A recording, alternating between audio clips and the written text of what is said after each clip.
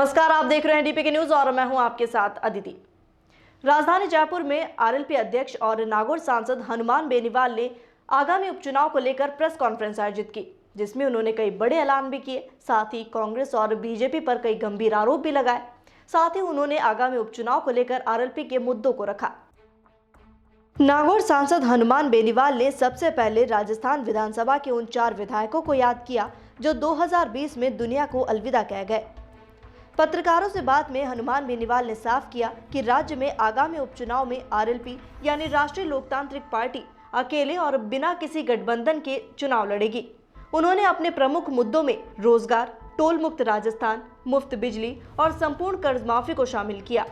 चारों उपचुनाव राष्ट्रीय लोकतांत्रिक पार्टी राजस्थान में अकेले लड़ेगी और हमारे प्रमुख मुद्दे होंगे रोजगार, टोल मुक्त राजस्थान, मुफ्त बिजली और संपूर्ण कर्ज माफी। और दिल्ली की सरकार जो तीनों कृषि विरोधी बिल लेके आई है, इन तीनों कृषि बिलों को वापस लिया जाए। इसके बाद उन्होंने केंद्र से एक बार फिर कृषि कानूनों को वापस लेने की भी मांग की। उन्होंने बताया कि शुरू से उन्होंने किसान आंदोलन का समर्थन और इन कृषि कानूनों का विरोध किया है।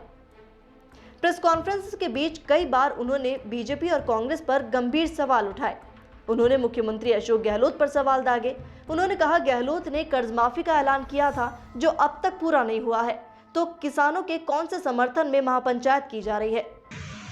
और राजस्थान की सरकार, मैं मुख्यमंत्री से पूछना चाहूंगा कि आप किस बात की महापंचायत कर रहे हो?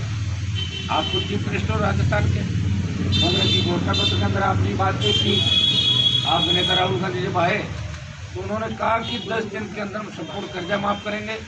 तो राजस्थान के नौजवान और किसान ये पूछना चाहता है, दिल्ली के अंदर तो मोदी की सरकार है, तीनों कृषि बिल तो मोदी वापस लेंगे, लेकिन कर्ज माफी की जो घोषणा राजस्थान सरकार बनने पर आप लोगों ने की थी, आपके नेताओं ने, और बड़ा प्रचार प्रसार किया, तो तीनों बिल जो आपकी प्रमुख घोषणाएं थी, संपूर्ण कर्ज माफी राजस्थान के किसानों की, बेरोजगारी भत्ता जो हमारी हुंकार रैलियों से दोनों पार्टियों को याद आया, वो बेरोजगारी भत्ता राजस्थान में नहीं मिल रहा है। स्टेट हाईवे जो टोल फ्री किए थे पिछले संघर्ष के अंदर हम लोगों ने करवाए, उसको भी आपने वापस लागू कर दिया। तो मुख्यमंत्री जी, आप प्रदेश के मुख्यमंत्री हो, आप किस बात की महापंचायतें कर रहे हो? उन्होंने साफ कहा कि केंद्र सरकार कृषि कानून वापस ले या ना ले, लेकिन राज्य की गहलोत सरकार किसानों के समर्थन में महापंचायत कर रही है, लेकिन अब तक के उनके वादे पूरे नहीं किए गए हैं। उन्होंने राजस्थान सरकार को पेट्रोल डीजल की बढ़ती कीमतों का जिम्मेदार भी ठहराया। बेनीवाल ने कहा कि गहलोत सरकार इसमें भी कमाई का साधन ढूंढ रही है।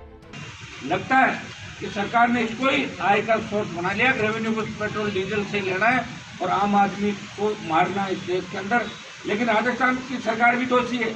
हरियाणा, दिल्ली में 11 रुपये 10 रुपये डीजल सस्ता है, पेट्रोल सस्ता है।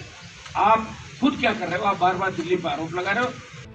वहीं हनुमान बेनीवाल ने राजस्थान की सियासत में बीजेपी और कांग्रेस को एकजुट होना बताया।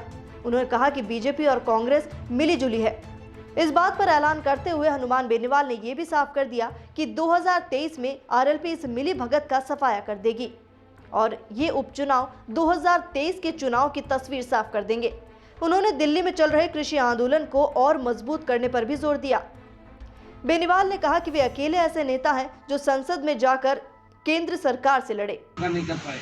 ये मिलाजुली का खेल राजस्थान के अंदर है और मिलाजुली के खेल को अगर कोई खत्म करेगा तो राष्ट्रीय लोकतांत्रिक पार्टी 2023 के अंदर मजबूती से राजस्थान के जवान, किसान, आम आदमी की आवाज पर उभरेगी और शीघ्र ही तीनों कृषि बिलों के खिलाफ दिल्ली के अंदर जो लड़ाई लड़ रहे हैं उसको और पुरजोर तरीके से लड़ाने के लिए हम आगामी दिनों में राजस्थान में बड़ी रैलियां करेंगे और वो लाखों के अंदर होगी और उसमें राजस्थान की सरकार संपूर्ण कर्जा माफ करे, फ्री बिजली की घोषणा करे और टोल मुक्त राजस्थान हो, बेरोजगारी भत्ता, बिगड़ती हुई कानून व्यवस्था और जितने भी घपले घोटाले इनके लिए आयोग से जांच कराएं।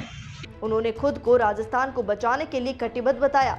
उन्होंने साफ किया कि राजस्थान का भरोसा आरएलपी जीत रही है और 2023 तक राजस्थान की जनता पूरा भरोसा जताएगी। राजस्थान में उन्होंने बेरोजगारी के मुद्दे पर दोनों पार्टियों को घेरा। वहीं बीजेपी पर कटाक्ष कर उन्होंने कहा कि सतीश पूनिया को जिस तरह से बेइज्जत कर जेपी नड्डा के सामने बता दिया गया कि वे सीएम नहीं बन सकते। हनुमान बेनीवाल ने साफ किया है कि कांग्रेस बीजेपी को आरएलपी 2023 चुनाव तक घर बैठा देगी। Bureau report, DPK news.